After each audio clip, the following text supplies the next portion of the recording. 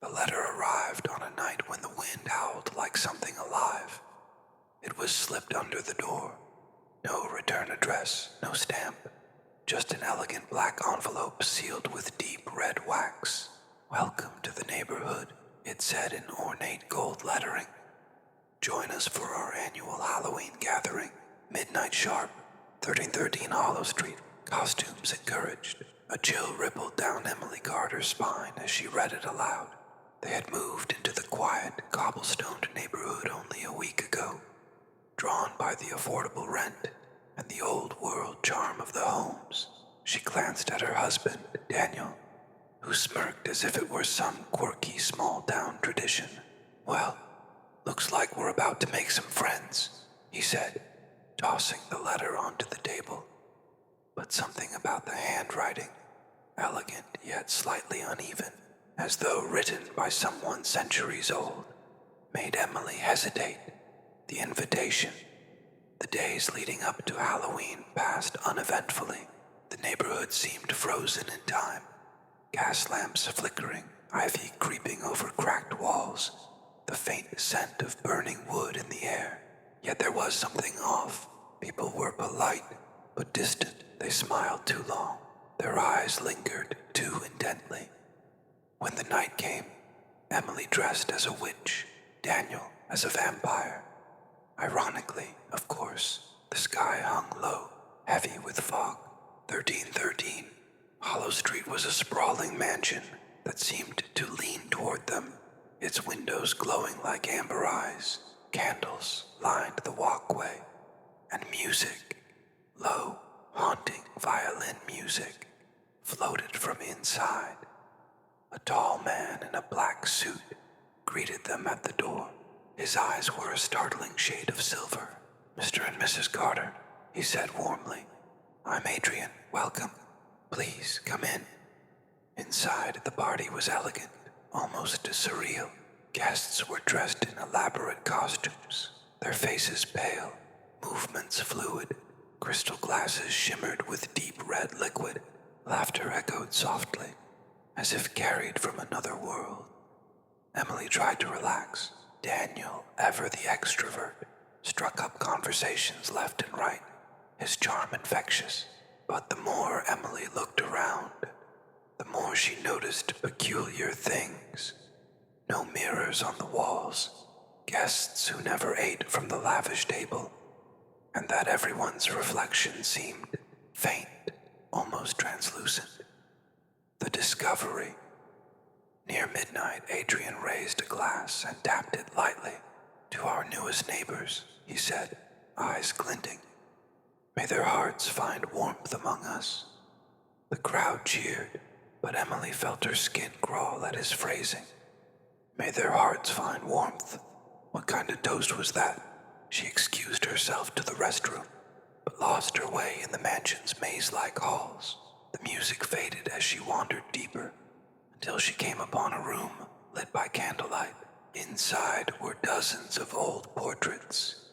Each of the guests she'd seen tonight, painted in the same formal attire, their faces unchanged despite the obvious passing of centuries.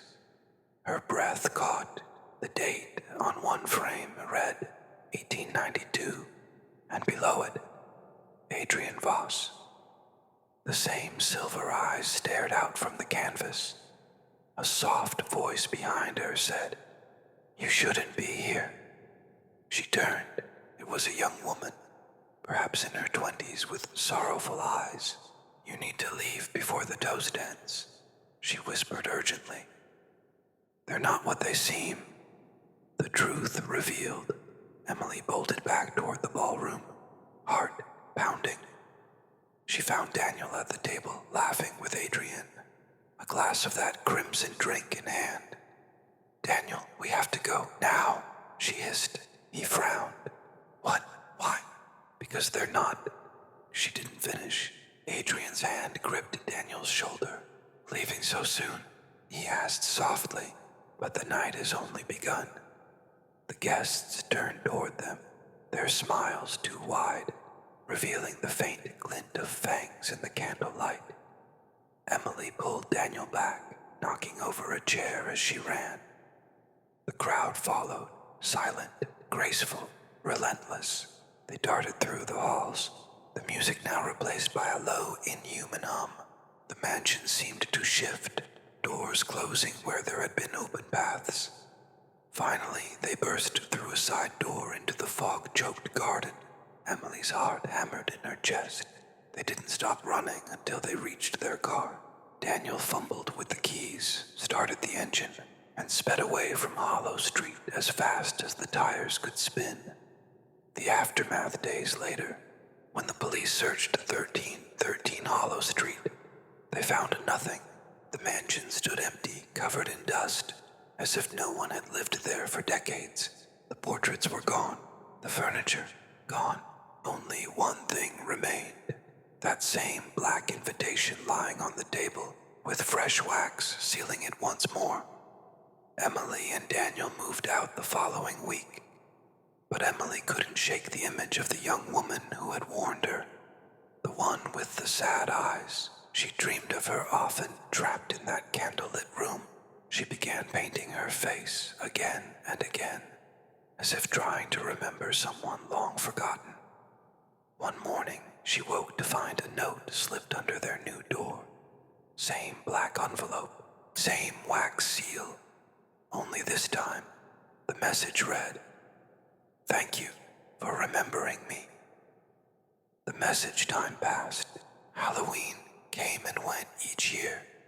And though Emily and Daniel tried to put the past behind them, the memory of that night changed something in them. They stopped living carelessly, stopped rushing through life assuming every friendly smile meant safety. They learned that darkness doesn't always come with a warning, and that kindness, even from a stranger trapped in shadow, can be a light worth remembering.